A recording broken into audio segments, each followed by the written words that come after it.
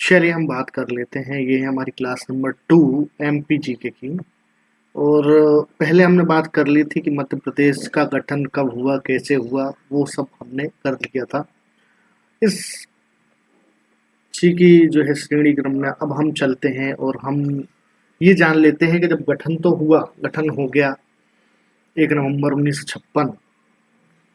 वो सब होने के बाद मध्य प्रदेश में और क्या बदलाव हुए, मध्य प्रदेश के साथ राजस्थान के साथ क्या क्या बदलाव हुए, ये देखना भी जरूरी है।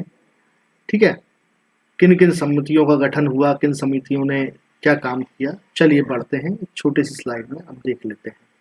राजस्थान और मध्य प्रदेश की सीमा का निर्धारण कोटा जिला की सोन तहसील विदिशा जिले में मिलाया गया।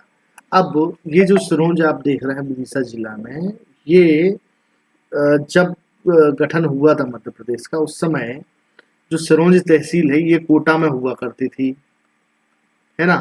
तो उस सिरोंज तहसील को मध्य प्रदेश में मिलाया गया। ये क्वेश्चन बहुत ही इम्पोर्टेंट है और ये आया हुआ है कि कोटा से मध्य प्रदेश के जो है बनने के समय कौन सी तहसील जो है आपकी मध्य प्रदेश में जो उसका वो मिलाई गई थी।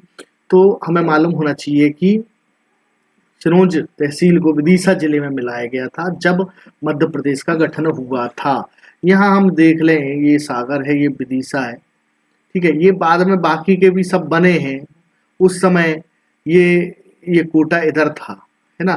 तो ये सब बाद में बने हैं। पहले विदिशा तहसील जो है इतनी हुआ करती, ठीक। तो ये मतलब आपका यहाँ जो सिरोंज तहसील है तो इससे कनेक्ट थी। तो ये जो है आपकी यहाँ पर मिला दी गई थी सिरोंज तहसील। बाद में फिर चेंजेस होते रहे और वो चेंजेस के कारण आज इस तरीके से हम देख पा रहे हैं। अब दूसरा हम बताएं, यहाँ पर जो थी नीमच, यहाँ था मंदसौर। तो मंदसौर जिले के भानपुरा तहसील के सुनील टप्पा को छोड़कर शेष भाग मध्य प्रदेश में मिला लिया गया। मंदसौर जिले के भानपुरा तहसील को, है ना, मतलब जिले में भानपुरा जो तहसील थी राजस्थान की, ठीक है, उसकी जो है सुनील टप्पा को छोड़ा, है ना, और बाकी जो था वो सब मंदसौर जिले में मिला लिया गया। ठीक है, तो ये हमें मालूम चाहिए होना चाहिए कि भानपुरा जो तहसील है राजस्थान, उसका एक सुनील टप्पा है, ओके। उसको छोड़ के बाकी सारा जो है, जो यहाँ मध्य प्रदेश में सम्मिलित, यहाँ नीमच है, ये मंदसौर है, ठीक है। इस साइड कहीं भानपुरा तहसील लगती है, तो वो ये जो बना यहाँ पे मंदसौर बना, ये भानपुरा तहसील को मिला लिया गया यहाँ पे, और सिर्फ सुनील टप्पा यहाँ पे रह गया। नहीं तो सुनील टप्पा भी मिला लेते, है ना। तो ये दो चीजें हमने देख ली हैं, बहुत ही जरूरी है। और ये मालूम होना चाहिए कि किस तहसील के किस हिस्से को मध्य प्रदेश में मिलाया गया और किस जिले में सम्मिलित किया गया। चलिए, अब राज्य पुनर्गठन आयोग, है ना, ये इसका गठन हुआ था 29 दिसंबर 1953 और इन्होंने रिपोर्ट करी थी, प्रस्तुत वो करी थी 1955 में। ठीक है, बहुत ही इंपॉर्टेंट क्वेश्चन है, बहुत ही इंपॉर्टेंट सवाल है कि राज्य पुनर्गठन आयोग कब बना था। ये बना था 29 दिसंबर 1953 को और रिपोर्ट प्रस्तुत की थी इन्होंने। बन गया था आयोग, फिर 2 साल बाद इन्होंने रिपोर्ट तैयार करके 1955 में दी। ठीक है, अब फजल अली आयोग जो है ना, इसमें सदस्यों की संख्या का क्वेश्चन पूछा जाता है। ठीक है, जिसमें फजल अली जो थे वो अध्यक्ष थे, हृदयनाथ काटजू थे और के एस पणिकर थे। ये एमपीपीएससी में पूछा गया है। ठीक है, जरूरी नहीं है कि एमपीपीएससी कहीं भी पूछा जा सकता है, ये हमको मालूम होना चाहिए क्योंकि हम गवर्नमेंट पेपर देने जा रहे हैं, गवर्नमेंट की तैयारी कर रहे हैं। तो कोई कहीं से कहीं तक बोलते ना कि दया नहीं करता है, कोई किसी को वो नहीं कि नहीं यार के सिंपल पेपर दे दो, नहीं, आपको सब मालूम होना चाहिए। फजल अली आयोग बना था, फजल अली आयोग के अध्यक्ष फजल अली थे, हृदयनाथ काटजू और के एस पणिकर थे। ये पुनर्गठन आयोग था, है ना, ठीक है। और ये सेंट्रल की बात हो रही है ना, सेंट्रल की बात हो रही है। राज्य पुनर्गठन आयोग बना था 19 दिसंबर 1953 को। उसके बाद फजल अली आयोग आया, इसमें 3 मेंबर थे। 3 मेंबरों के नाम मैंने यहाँ लिख रखे हैं, जो कि याद रखना बहुत जरूरी है। उस समय फजल अली आयोग जब बना तो उससे 14 राज्य और 6 केंद्र शासित प्रदेशों का गठन हुआ था। ठीक, अब आगे इस आयोग की रिपोर्ट के आधार पर 14 राज्य बने और 6 केंद्र शासित प्रदेशों का गठन हुआ था। फजल अली आयोग, समितियां भी बनी।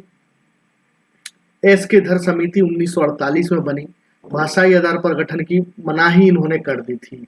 अब क्या हुआ कि इन्होंने भाषाई आधार पर गठन की मनाही कर दी, है ना।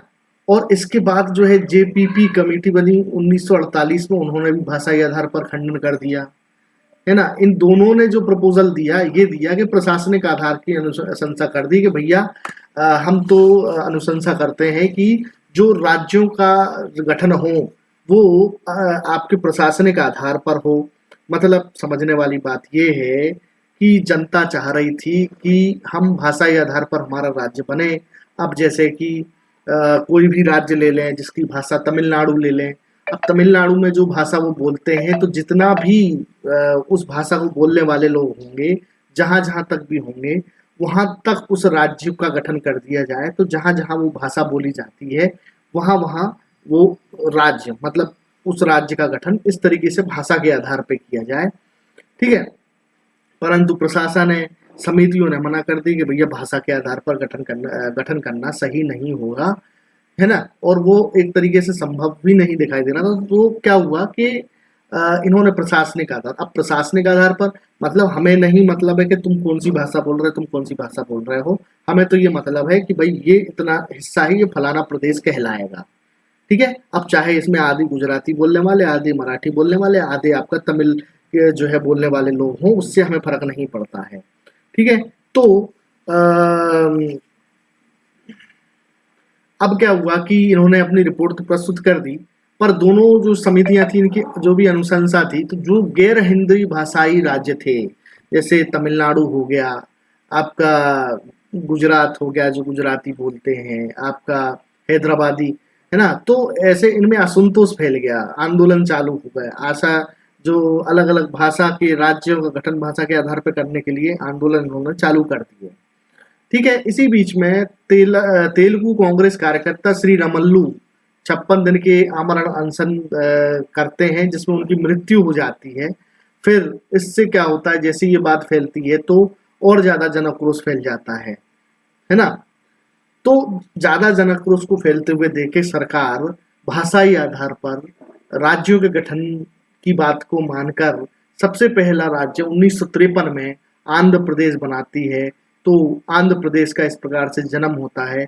ये पूरी जो कहानी है ये इस आधार पर है। समितियां बनी, आपके आयोग बने, उसके बाद श्री रमल्लू 56 दिन के आमरण अनशन पर बैठे, उनकी मृत्यु हो गई, जिससे जनक्रोश इतना फैल गया कि सरकार को राज्य जो है भाषाई आधार पर बनाने पड़ा। और आज भी हम देखते हैं केरला, तमिलनाडु, चाहे महाराष्ट्र हो, चाहे आपका गुजरात हो, ये भाषाई आधार पर बने हुए सारे के सारे राज्य हैं, ठीक है। ठीक है, चलिए, तो ये थी छोटी सी क्लिप। अब आपका एमपी जीके से बहुत गहरा संबंध है इसका। आपको ये वीडियो कैसा लगा कमेंट जरूर करें और साथ में लाइक सब्सक्राइब करें, ताकि आगे और भी वीडियो में ऐसे डालता रहूं। चलिए ठीक है, मिलते हैं अगले वीडियो में। जय श्री श्याम।